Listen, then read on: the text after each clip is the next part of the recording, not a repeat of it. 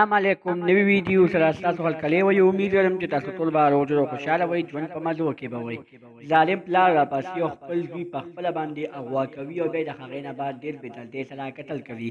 ظالم زوی اخر داسې حرکت ولې وکړو چې خپل زوی اول اغوا کړو، بیا د اغوا کولو نه بعد ډېر زیات بېدردۍ سره قتل کړو.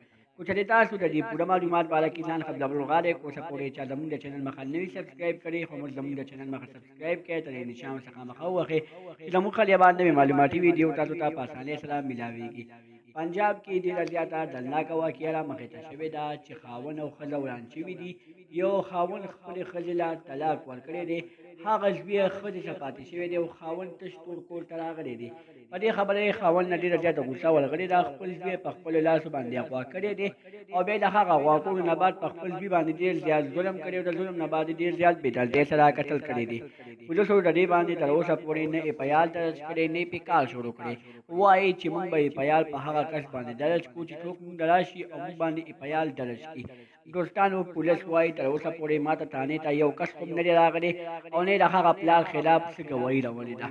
وایي چې دا کس اغوا شوی دی، دا ښایسته هلک اغوا شوی دی او بیا د هغه اغوا کولو نه بعد د ده څه پته نه ده لګېدلې او د ده بیا لاش پیلو شوی دی. پلار یې وایي چې دا حرکت ما نه دی کړی، خو چې کله یې پولیس ګرفتار کړي پلار به یې ټول حقیقت په خپله ښکاره کړي.